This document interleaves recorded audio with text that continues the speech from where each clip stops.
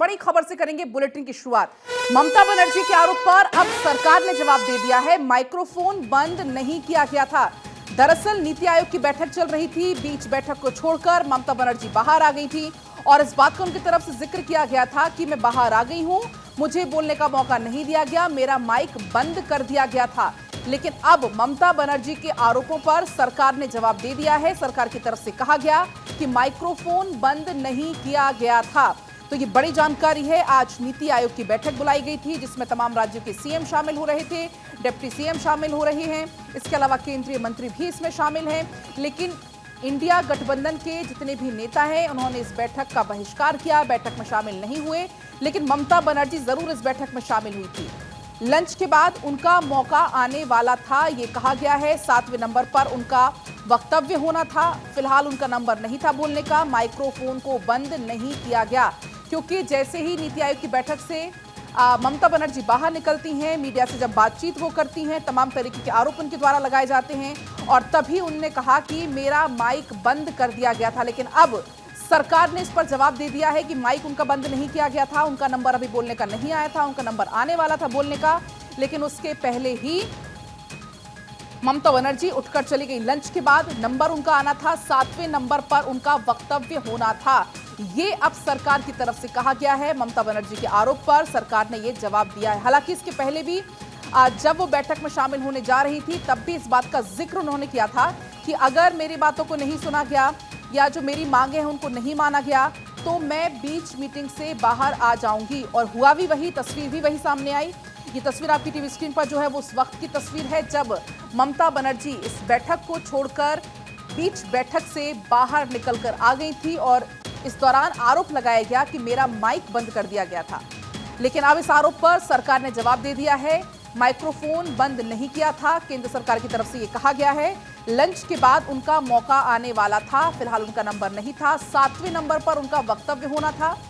लेकिन उसके पहले ही ममता बनर्जी मीटिंग छोड़कर, इस बैठक को छोड़कर बीच में चली गई। तो ये बड़ी जानकारी है। हालांकि कई इंडी गठबंधन के नेता हैं, उन्होंने इस बैठक का बहिष्कार किया, बजट को लेकर बायकॉट किया। ममता बनर्जी की तरफ से लगातार नीति आयोग को लेकर भी कई तरीके की मांगे हो रही थी कि नीति आयोग को बंद कर देना चाहिए। इसके अलावा उन्होंने ये भी कहा था कि मैं जो हक बंगाल का है उसके लिए जरूर अपनी बात रखूंगी और अगर मेरी बातों को नहीं माना जाता है, मेरी मांगों को अगर नहीं माना जाता है तो मैं बैठक को छोड़कर बीच में ही बाहर आ जाऊंगी। ये पहले ही उनकी तरफ से कह दिया गया था। तो ये बड़ी जानकारी है। केंद्र शासित प्रदेशों के उपराज्यपाल भी इस बैठक में शामिल हो रहे हैं, लेकिन पंजाब, तमिलनाडु, केरल के मुख्यमंत्री इस बैठक का हिस्सा नहीं है। इसके इतर अगर बात करें पश्चिम बंगाल की मुख्यमंत्री ममता बनर्जी की, वो इस बैठक में शामिल हुई। उनकी मौजूदगी ने हर किसी को चौंकाया भी, हर किसी की नजरें ममता बनर्जी पर बनी भी हुई थी क्योंकि एक बार फिर से जो महागठबंधन है वो एक होता हुआ यहां पर नजर नहीं आया। पूरे महागठबंधन ने निर्णय लिया इस मीटिंग के बहिष्कार करने का, लेकिन इसके तर ममता बनर्जी इस मीटिंग में शामिल हुई और इसके बाद उनकी तरफ से आरोप लगाया गया कि मुझे अपना पक्ष नहीं रखने दिया, मुझे पक्ष रखने का मौका नहीं मिला, मेरा माइक बंद कर दिया गया और इसलिए मैं छोड़कर बाहर आ गई हूं मीटिंग।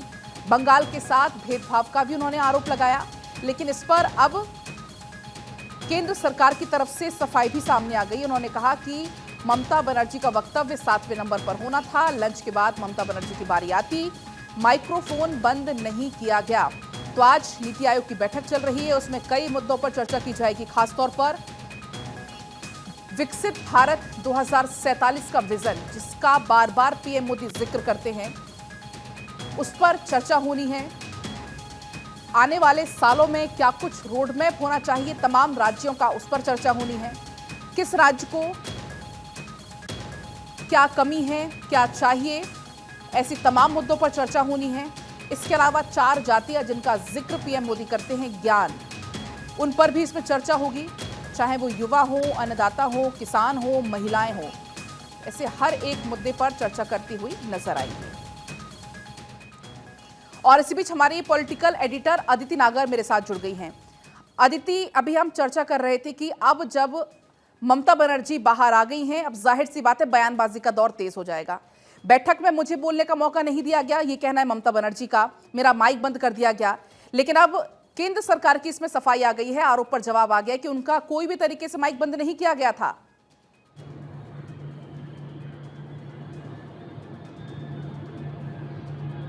बिल्कुल। और देखिए, जब सबसे पहले वो बाहर निकली और उन्होंने कहा कि मेरा माइक बंद कर दिया गया था, तो सबसे पहले पत्रकारों ने, हमने यहाँ पर उनसे बात करी, ये जानने की कोशिश करी नीति आयोग से अंदर कि किस तरीके की स्थिति हुई, क्या रहा। तो एक सरकार की तरफ से अगर सूत्रों की माने तो एक इंडिकेशन ये आया और उन्होंने साफ तौर पे कहा कि अगर वेस्ट बंगाल की जो मिनिस्टर हैं, चीफ मिनिस्टर, वो ये कह रही हैं कि माइक बंद था, तो ये गलत था। दो बातें कही गई। लंच के बाद उनका समय दिया गया था, एक सिस्टमैटिक टेक्निकल तरीका होता है, सबको अलग अलग समय दिया जाता है। और ये साफ तौर पे कहा गया, जो मैं आपको पढ़ के सुनाना चाहती हूँ, the clock only showed that her speaking time was over and the next scheduled time was scheduled post lunch. और ये भी कहा गया उसमें कि she was accommodated as the 7th speaker, और ये भी बात बताई गई 7th speaker on an official request of West Bengal government as she had to return early. तो उनको ये भी कहा गया, उनकी तरफ से जब रिक्वेस्ट आई थी कि उनको जल्दी वेस्ट बंगाल वापस जाना है, उनकी फ़्लाइट है, तो उनको अकोमोडेट भी किया गया 7वें स्पीकर पे, और उनका समय नहीं था। ये एक प्रक्रिया के तहत काम होता है। और जो ये उनका आरोप है कि उनके माइक को बंद कर दिया गया, इस आरोप का खंडन यहाँ पर सरकार की तरफ से नज़र आ रहा है और अब इस पर सियासत तेज़ होगी। देखिए, नीति आयोग की बैठक है, बैठक में कई प्रमुख मुद्दों पर चर्चा हो रही है और प्रमुख मुद्दों पर उसमें जो उसके जिस बैनर के तले ये बैठक हो रही है वो है भारत, विकसित भारत 2047, उस पर इसको चर्चा यहाँ पर की जा रही है। लेकिन महत्वपूर्ण बात ये है कि जब इस पर पिछले 48 घंटे से ज़्यादा का समय था, जब ये सियासत हो रही थी कि कौन चीफ मिनिस्टर जा रहा है, कौन नहीं जा रहा, इंडिया गठबंधन के 7 चीफ मिनिस्टर इसमें आने से इनकार कर दिया, क्योंकि इनको लगा, उन्होंने इस बात का आरोप लिया कि बजट में भी इंडिया गठबंधन वाले शासन वाले जो प्रदेश है उनको आवंटित कुछ भी नहीं किया गया। और इसके बाद अब लगातार ममता बनर्जी ने माइक बंद करने का आरोप लगाया, और जो बाकी 7 सीएम से बॉयकॉट किया, और आप देखेंगे कि इस पे सियासत तेज हो जाएगी।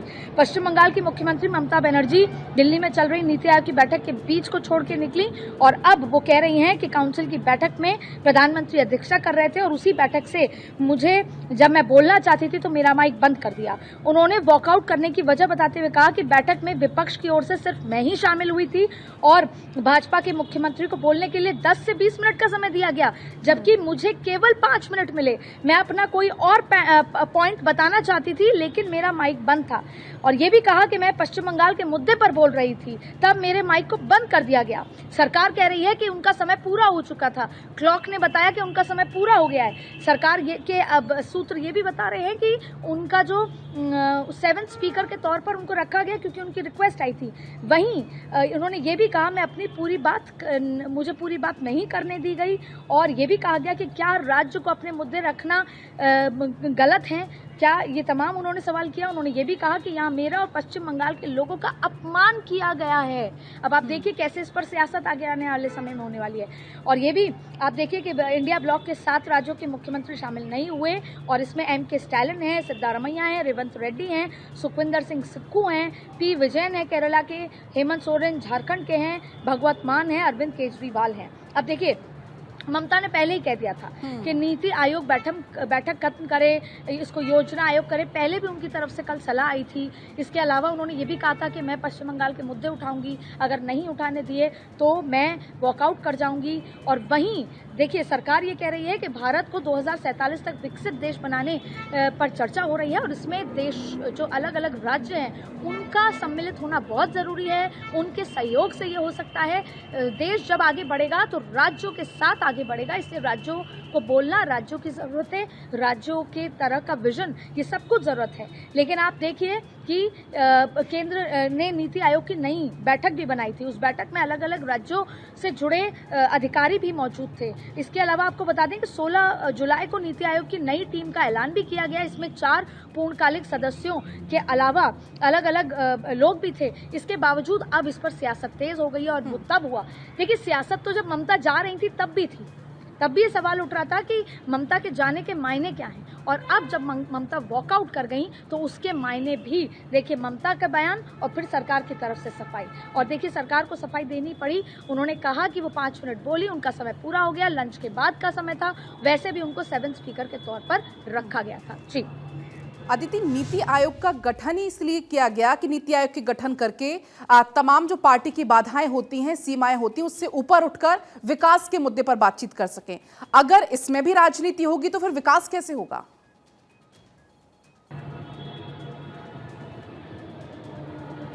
जाहिर तौर पे शायद मुझे लगता है कि ये नीति आयोग की साल में एक बार बैठक होती है, और इस बैठक में सभी प्रदेशों के मुख्यमंत्री अपने भेदभाव को छोड़कर, अपने पर्सनल एजेंडे को छोड़कर, सियासी एजेंडे को छोड़कर साथ आने की ज़रूरत है। और वहाँ पर ये तमाम चीज़ें, क्योंकि देखिए अंततः अब ममता बनर्जी पश्चिम बंगाल जाएंगे, अगर सियासत की बात करें, और पश्चिम बंगाल के लोगों को कहेंगे कि आपका अपमान हुआ, मेरा अपमान हुआ, मैं आपके मुहित की बात उठा रही थी लेकिन वो बात उठाने नहीं दी। तमाम इस तरह की बातें आएंगी, सियासत तेज़ होगी पश्चिम बंगाल में 1.5 साल बाद चुनाव में। लेकिन मुझे लगता है चाहे केरला हो, चाहे तमिलनाडु हो, चाहे देश के कोई भी हिस्सा हो, कोई भी राज्य हो, प्लानिंग कमीशन क्या सोच रहा है, नीति आयोग क्या सोच रहा है, किस दिशा में आगे बढ़ रहा है, सरकार क्या करना चाहती है, सरकार राज्यों से क्या सहयोग चाहती है, सरकार राज्यों को क्या सहयोग देना चाहती है, ये तमाम वो बातें हैं जो बेहद ज़रूरी हो जाती हैं। और इसके लिए हमको सियासत को एक बार पीछे रखें। हालांकि संसद भवन भी कोई सियासत की जगह नहीं है। हाँ, विपक्ष का ये काम है कि सरकार द्वारा किए गए गलत बातों को उठाए, जनता के हित के मुद्दों को उठाए। लेकिन अब आपने देखा होगा पैटर्न कि पिछले कई सालों से विपक्ष मुद्दे उठा रही है। अब कह रही है कि हम मुद्दे उठा रहे हैं, पहले कहती थी गला घोट दिया गया है। लेकिन ऐसे में अगर हित किसी का मर रहा है तो वो जनता का है। और अगर भारत में विकसित भारत की बात हो, ये वो प्लेटफॉर्म है नीति आयोग का जहां पर क्या हो रहा है, शिक्षा की बात हो रही है, बेहतर शिक्षा प्रदान करने की बात है। यहाँ पर क्या हो रहा है, यहाँ पर पानी, बेहतर पानी की बात हो रही है, बेहतर बिजली की बात हो रही है, उसकी क्वालिटी का बात हो रही है, तो विकास की बात हो रही है। बिजली, पानी, जमीन, इन तमाम मुद्दों पर जब बात होती है, शिक्षा जो बेहद ज़रूरी है, गांव-गांव तक पहुंच रही है, किन राज्य में पहुंच रही है, वहां की परसेंटेज क्या है, रेट क्या है, इन सभी मुद्दों को फाइल्स के लिहाज पर रखा जाता है। ये सिर्फ हवाबाजी सियासी बयानबाजी नहीं होती है यहाँ पर। ऐसे में कहीं ना कहीं विकास से प्रदेश इसलिए वंचित रह जाता है क्योंकि डायलॉग की कमी होती है, और किसी भी एक मुकाम को पूरा करने के लिए डायलॉग ज़रूरी है।